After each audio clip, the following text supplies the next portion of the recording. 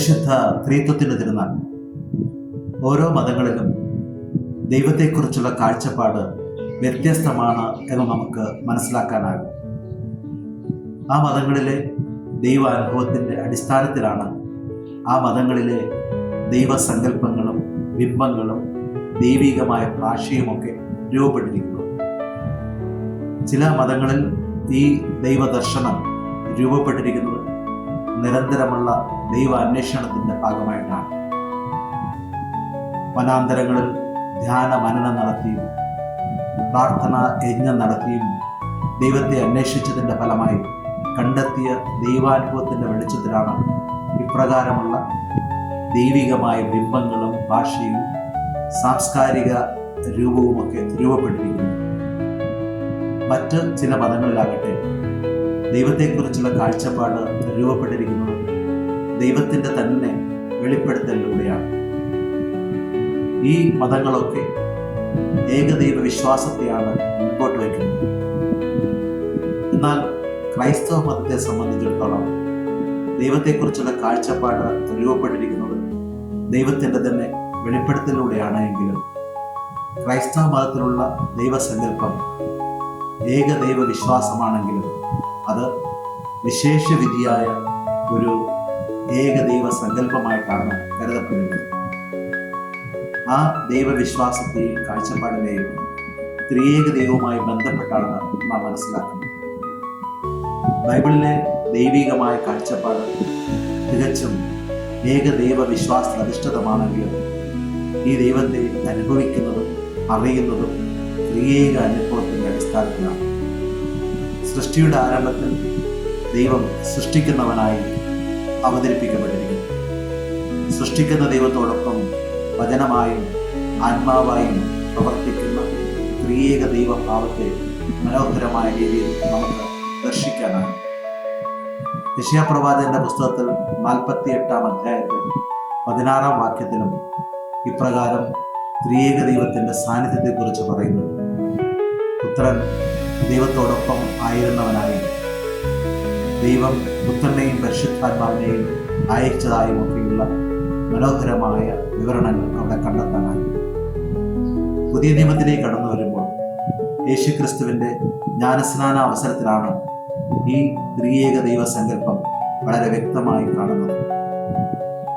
അവിടുത്തെ ജ്ഞാനസ്നാന വേളയിൽ പിതാവിൻ്റെ ശബ്ദവും യേശുക്രിസ്തുവിൻ്റെ ദൈവത്തിൻ്റെ തന്നെ രൂപവും പരിശുദ്ധാത്മാവിൻ്റെ ആവാസവുമൊക്കെ ത്രിയേക ദൈവ കാഴ്ചപ്പാടിലേക്ക് നമ്മുടെ ശ്രദ്ധയെ ക്ഷണിക്കുന്നു. യേശുക്രിസ്തുവിൻ്റെ പ്രാർത്ഥനകളിലും അവിടുത്തെ സന്ദേശങ്ങളിലും ഈ ത്രിയേക ദൈവത്തിൻ്റെ ശക്തമായ സാന്നിധ്യം വ്യക്തമാകുന്ന രീതിയിലുള്ള പ്രവർത്തനങ്ങളാണ് നാം കാണുന്നത്. അതുകൊണ്ട് തന്നെ ക്രൈസ്തവ വിശ്വാസത്തെ മനസ്സിലാക്കുവാൻ ത്രിയേക ദൈവത്തെ മനസ്സിലാക്കേണ്ടത് അത്യന്താവശ്യമാണ്. ക്രൈസ്തവ മതം ഒരർത്ഥത്തിൽ അടിസ്ഥാനപ്പെടുത്തിയിരിക്കുന്നത് ത്രിയേക ദൈവത്തിലുള്ള വിശ്വാസത്തിൻ്റെ അടിസ്ഥാനത്തിലാണ്. ദൈവം പിതാവും പുത്രനും പരിശുദ്ധാത്മാവുമാണ് എന്ന് പറയുന്നത് ദൈവത്തിൻ്റെ തന്നെ 3 ആളുകളെ കുറിച്ചാണ് ഇവിടെ പറയുന്നത്. 3 ആളുകൾ എന്ന് പറയുന്നത് 3 ദൈവങ്ങളല്ല, മറിച്ച് ഒരു ദൈവത്തിൻ്റെ തന്നെ 3 ആളുകളായിട്ടാണ് നാം മനസ്സിലാക്കുന്നത്. സത്തയിൽ ഒന്നായും ആളത്വത്തിൽ 3ആയും നിലകൊള്ളുന്ന ഒരു ദൈവികമായ കാഴ്ചപ്പാടാണ് ഇവിടെ നാം ദർശിക്കുന്നത്. ഒരു മനുഷ്യനെ സംബന്ധിച്ചിടത്തോളം അവൻ്റെ അസ്തിത്വവും ഉണ്മയും അവൻ്റെ തന്നെ സത്തയുമൊക്കെ ഒന്നാണെങ്കിൽ അതോടൊപ്പം തന്നെ അവനിൽ നിലകൊള്ളുന്ന മറ്റൊരവസ്ഥയുണ്ട്. അതാണ് അവൻ്റെ ആളത്വം. ഒരു മനുഷ്യൻ എന്നത് മനുഷ്യനായിരിക്കുക എന്ന അസ്തിത്വവുമായും ആയി ബന്ധപ്പെട്ടിരിക്കുന്നുവെങ്കിൽ അതോടൊപ്പം തന്നെ ആ മനുഷ്യനെ ആണോ പെണ്ണോ ആക്കുന്ന ഒരാളത്വത്തിൻ്റെ പ്രത്യേകതയുണ്ട്. അതുകൊണ്ട് തന്നെ അസ്തിത്വം അവനെ സംബന്ധിച്ചിടത്തോളം അവൻ്റെ സത്തയുമായി ബന്ധപ്പെട്ടിരിക്കുന്നു. ആളത്വം അവൻ്റെ നിലനിൽപ്പുമായി ബന്ധപ്പെട്ടിരിക്കുന്നു. ദൈവവും ഇപ്രകാരം അസ്തിത്വത്തിൽ ഒന്നായും ആളത്വത്തിൽ 3ആയും നിലകൊള്ളുന്നു എന്നുള്ളതാണ് ക്രൈസ്തവ വിശ്വാസം മുന്നോട്ട് വയ്ക്കുന്ന വിശ്വാസ രഹസ്യം. പിതാവും പുത്രനും പരിശുദ്ധാത്മാവും ഒന്നായിരിക്കുന്നു സത്തയിലാണ്. സത്തയിൽ ഒന്നായിരിക്കുന്ന ഈ ദൈവം ആളത്വത്തിൽ മൂന്നായി നിലകൊള്ളുന്നത് പിതാവും പുത്രനും പരിശുദ്ധാത്മാവുമായിട്ടാണ്. പിതാവ് സൃഷ്ടാവായും പുത്രൻ രക്ഷകനായും പരിശുദ്ധാത്മാവ് വിശുദ്ധീകരിക്കുന്ന സഹായിയായും നമ്മുടെ കൂടെയുണ്ട് എന്നുള്ളതാണ് ഇതിൻ്റെ അടിസ്ഥാന തത്വം. അതുകൊണ്ട് തന്നെ ദൈവം ഏകനായിരിക്കുന്നു എന്ന് പറയുമ്പോൾ ഈ ത്രിവിധ ആളത്വ പ്രത്യേകതകളും യേശുക്രിസ്തുവാകുന്ന പുത്രൻ്റെയും പരിശുദ്ധാത്മാവാകുന്ന സഹായകൻ്റെയും സൃഷ്ടാവായ പിതാവിൻ്റെയും ഉണ്മയുമായി ഒന്നു ചേർന്നിരിക്കുന്നു എന്നത്. ഇങ്ങനെ ഉണ്മയിൽ, സത്തയിൽ, അസ്തിത്വത്തിൽ ഒന്നായിരിക്കുന്ന ദൈവം അവൻ്റെ പ്രവർത്തനങ്ങളിലൂടെ വ്യത്യസ്ത ആളുകളായി നിലകൊള്ളുന്നു. വ്യത്യസ്ത ആളുകളായി അവൻ പ്രവർത്തിക്കുമ്പോഴും ആ വ്യത്യസ്ത ആളുകൾ തീർച്ചയായും ദൈവമായിട്ടാണ് നമ്മുടെ മുമ്പിലായിരിക്കുന്നത്. പിതാവ് ദൈവം തന്നെയാണ്, പുത്രൻ ദൈവം തന്നെയാണ്, പരിശുദ്ധാത്മാവ് ദൈവം തന്നെയാണ്. എന്നാൽ ഈ മൂന്ന് ദൈവികമായ ആളത്വവും പിതാവും പുത്രനും പരിശുദ്ധാത്മാവുമായ ആ അസ്തിത്വത്തിൽ ഉണ്മയിൽ ഒന്നായി ചേർന്നിരിക്കുന്നു. അങ്ങനെ മൂന്നാളുകളും ഒന്നായി നിലകൊള്ളുന്നത് കൊണ്ട് അവിടുന്ന് ഏകദൈവമായി വർദ്ധിക്കുന്നു എന്നാണ് നാം മനസ്സിലാക്കുന്നത്. ഈ ദൈവികമായ കാഴ്ചപ്പാട് നമുക്ക് മനസ്സിലാക്കി തരുവാൻ വേണ്ടി ഉപയോഗിക്കുന്ന ഒരു പ്രതീകമാണ് സ്നേഹവുമായി ബന്ധപ്പെട്ടത്. ദൈവത്തിൻ്റെ സ്വഭാവവും രീതിയുമൊക്കെ സ്നേഹമാണ് എന്ന് നമുക്കറിയാം. യഥാർത്ഥ സ്നേഹം സ്നേഹമായിരിക്കണമെങ്കിൽ അവിടെ സ്നേഹിക്കുന്ന ഒരാളും സ്നേഹിക്കപ്പെടുന്ന മറ്റൊരാളും സ്നേഹമായി നിലനിർത്തുന്ന മൂന്നാമതൊരാളും അത്യന്താപേക്ഷിതമാണ്. ഒരാൾക്ക് തന്നെ സ്നേഹിച്ചുകൊണ്ടിരിക്കുക സാധ്യമല്ല. അങ്ങനെ വരുമ്പോൾ ഈ സ്നേഹത്തിൻ്റെ മൂന്ന് തലങ്ങളും ഏകോപിപ്പിക്കുന്ന ഒരു സാഹചര്യവും ഈ മൂന്ന് തലങ്ങളെയും വ്യത്യസ്തമായി നിലനിർത്തുന്ന മറ്റൊരു തലവും നമുക്ക് ദർശിക്കുവാനാകും. ദൈവം സ്നേഹമാകുന്നു എന്ന് പറയുമ്പോൾ സ്നേഹത്തിൻ്റെ ഈ മൂന്ന് ഭാവങ്ങളും ഒന്നു ചേരുന്ന മനോഹരമായ അവസ്ഥ ദൈവത്തിൽ നമുക്ക് കാണുവാൻ കഴിയും. പിതാവ് പുത്രനുമായും പിതാവും പുത്രനും പരിശുദ്ധാത്മാവുമായും പരിശുദ്ധാത്മാവ് പിതാവും പുത്രനും ആയി പരസ്പരം ബന്ധപ്പെട്ടിരിക്കുന്ന ഒരു സ്നേഹ വലയമായി നിലകൊള്ളുന്നു. ഈ സ്നേഹ വലയം അതിൻ്റെ പരിപൂർണമായ സ്നേഹമായി മാറുന്നത് സ്നേഹം അതിൻ്റെ പരിപൂർണതയിൽ ഇവിടെ നിലനിൽക്കുന്നതുകൊണ്ടാണ്.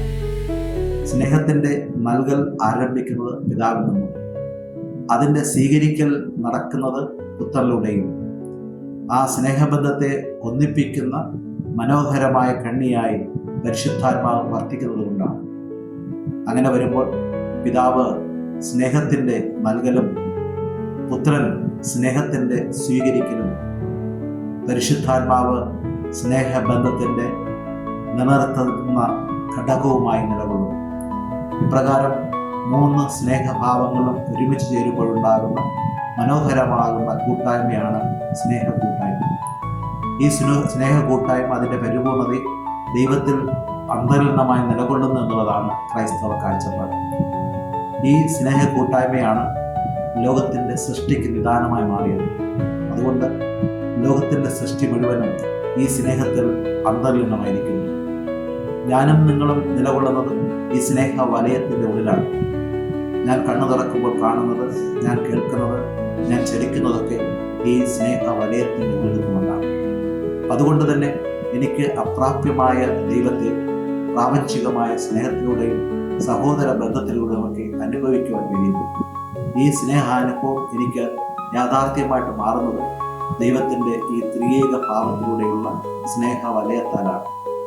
അങ്ങനെ ദൈവത്തിൻ്റെ സ്നേഹ വലയത്താൽ ബന്ധിക്കപ്പെട്ട ഓരോ മനുഷ്യനും സ്നേഹത്തിൻ്റെ തന്നെ മറ്റൊരു രൂപമായി ഈ ലോകത്തിൽ നിലനിൽക്കുവാൻ വേണ്ടി വിളിക്കപ്പെട്ടിരിക്കുന്നു. ദൈവം സ്നേഹത്തിൻ്റെ ഒരു കൂട്ടായ്മയാണ് എന്നതുപോലെ തന്നെ അവിടുന്ന് പങ്കുവയ്ക്കലിൻ്റെ പങ്കാളിത്തത്തിൻ്റെ മനോഹരമായ ദൃഷ്ടാന്തമായി നിലകൊള്ളുന്നു. പങ്കുവയ്ക്കുവാനും പകർന്നു നൽകുവാനും കഴിയുന്ന വണ്ണം പിതാവ് പുത്രനായി തന്നെ വിട്ടുകൊടുത്തു. അങ്ങനെ പിതാവ് പൂർണ്ണമായി നൽകിയതിൻ്റെ ദൃഷ്ടാന്തമാണ് പുത്രൻ. പിതാവും പുത്രനും പൂർണ്ണമായി നൽകിയപ്പോൾ രൂപപ്പെട്ട യാഥാർത്ഥ്യമാണ് പരിശുദ്ധാത്മാവ്. പരിശുദ്ധാത്മാവ് തന്നെ പൂർണ്ണമായിട്ട് നൽകിയപ്പോൾ ആ ബന്ധം പിതാവിലേക്കും പുത്രനിലേക്കും വ്യാപിക്കുന്നതിന് കാരണമായിട്ട് മാറി. ഇങ്ങനെ പരസ്പരം പകർന്നു നൽകി പങ്കുവച്ച് സ്നേഹത്തിൻ്റെ ഭാവം നിലനിർത്തുന്ന വലിയൊരു പങ്കാളിത്തത്തിൻ്റെ പങ്കുവയ്ക്കലായി തൃത്വം നിലകൊള്ളുന്നു എന്നുള്ളതാണ് നമ്മെ അത്ഭുതപ്പെടുത്തുന്നത്. ഓരോ മനുഷ്യനും ഇപ്രകാരം വിളിക്കപ്പെട്ടിരിക്കുന്നത് സ്നേഹ കൂട്ടായ്മ ജീവിക്കുവാനും പങ്കുവയ്ക്കലിൽ തൻ്റെ ജീവിതത്തെ പകർന്നു കൊടുക്കുവാനും വേണ്ടിയാണ്. അങ്ങനെ പകർന്നു കൊടുക്കുന്ന സ്നേഹ കൂട്ടായ്മയിലായിരിക്കുന്ന ഒരു സന്തോഷ ജീവിതമാണ് ദൈവത്തിൽ നിലകൊള്ളുന്നത്. ആ ദൈവിക ജീവിതമാണ് ഓരോ ക്രൈസ്തവൻ്റെയും ജീവിത മാതൃകയായിട്ട് മാറേണ്ടത്. അങ്ങനെ വരുമ്പോൾ അവന് ദൈവവുമായിട്ടുള്ള ഒരു വലിയ കൂട്ടായ്മയും പ്രാപഞ്ചികമായ സ്നേഹബന്ധത്തിൻ്റെ വലിയൊരു മറ്റൊരു കൂട്ടായ്മയും സഹോദരരുമായിട്ടുള്ള സ്നേഹത്തിൻ്റെ മൂന്നാമത്തെ സ്നേഹവലയവും സൃഷ്ടിക്കുവാനും ആ സ്നേഹവലയത്തിൽ നിലനിന്നുകൊണ്ട് സന്തോഷത്തോടുകൂടി വ്യാപരിക്കുവാനും കഴിയും. അതുപോലെ തന്നെ ഈ സ്നേഹവലയത്തിലായിരുന്നുകൊണ്ട് സ്വയം മുറിഞ്ഞില്ലാതെയാകുവാനും പകർന്നു കൊടുക്കുവാനും കഴിയും. ഇങ്ങനെ മുറിഞ്ഞ് ഇല്ലാതെയാകുമ്പോഴും സ്നേഹത്തിൽ തന്നെ നിലനിൽക്കുന്ന വലിയൊരു രഹസ്യമായി സ്നേഹഭാഷ ദൈവത്തിൽ കൂടിയുണ്ട്. ഓരോ മനുഷ്യനും വിളിക്കപ്പെട്ടിരിക്കുന്നത് ഈ സ്നേഹ സന്തോഷം അനുഭവിക്കുവാൻ വേണ്ടിയാണ്. ഈ സ്നേഹ സന്തോഷം അനുഭവിക്കുവാൻ വേണ്ടി കഴിയുന്ന മനോഹരമായ ദൃഷ്ടാന്തമാണ് ത്രിയേക ദൈവം എന്നുള്ള കാഴ്ചപ്പാട്. ഈ ത്രിയേക ദൈവ കാഴ്ചപ്പാട് കൂടുതൽ സ്നേഹിക്കുവാനും ദൈവത്തിനായി സ്വയം നൽകുവാനും നമ്മെ മാടി വിളിക്കുന്നു എന്നുള്ളതാണ് ഇതിൻ്റെ പ്രത്യേകത. ഗാനം ആലപിക്കുന്ന കൊയർ പലപ്പോഴും നമ്മുടെ മുന്നിൽ വലിയൊരു ദൃഷ്ടാന്തമായി നിലകൊള്ളുന്നു.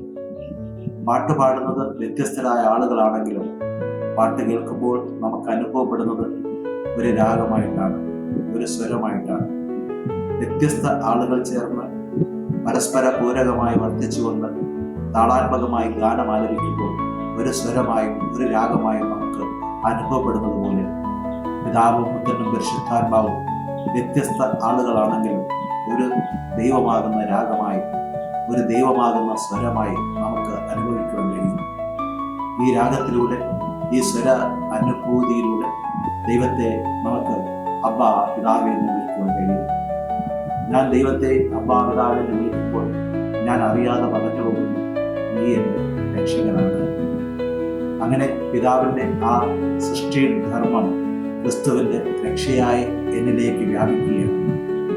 ക്രിസ്തു എന്നെ സംബന്ധിച്ചിടത്തോളം രക്ഷകനാണ് എന്ന് ഞാൻ അറിയുമ്പോൾ ഞാൻ അറിയാതെ എൻ്റെ വിശുദ്ധീകരണ പ്രക്രിയയെ ഓർക്കുകയാണ്. അങ്ങനെ എന്നെ വിശുദ്ധീകരിക്കുന്ന അഗ്നിയായി പരിശുദ്ധാത്മാവ് എന്നിൽ പ്രവർത്തിക്കുന്നു. സ്നേഹത്താൽ സൃഷ്ടിക്കപ്പെട്ടുകൊണ്ട്, സ്നേഹത്താൽ രക്ഷിക്കപ്പെട്ടുകൊണ്ട്, സ്നേഹത്താൽ വിശുദ്ധീകരിക്കപ്പെട്ടുകൊണ്ട് ഞാനും മറ്റൊരു സ്നേഹരൂപമായി തൃത്വത്തിൽ മാറുന്നു. അങ്ങനെ എന്നെ സ്നേഹത്തിൻ്റെ രൂപമാക്കുന്ന മനോഹരമായ സ്നേഹത്തിൻ്റെ സനാതന രൂപമാണ് ദൈവം. ഈ സനാതന രൂപത്തിൻ്റെ ആഴമായ അനുഭൂതിയിലേക്ക് പ്രവേശിക്കുന്നതോറും ഞാൻ കൂടുതൽ സ്നേഹമായി മാറുന്നു. എൻ്റെ ആളത്വം സ്നേഹത്തിൻ്റെ ഭാവമായി, എൻ്റെ വ്യക്തിത്വം സ്നേഹം പകർന്നു നൽകുന്ന പങ്കാളിത്തത്തിൻ്റെ ഭാവമൊക്കെയായി മാറുമ്പോൾ ഞാനും ദൈവത്തെ പോലെ സ്നേഹിക്കുവാൻ ലഭ്യുന്ന, സ്നേഹത്തെ പ്രതി പകർന്നു നൽകാൻ കഴിയുന്ന, സ്നേഹത്തെ പ്രതി സ്വയം ഇല്ലാതെയായി ശൂന്യനാകുന്ന ഒരു ദൈവ മകനോ മകളോ ആയി മാറും എന്നുള്ളതാണ് ഈ വലിയ സ്നേഹ പങ്കുവയ്ക്കലിൻ്റെ ശക്തമായ അർത്ഥവും ആഴവും.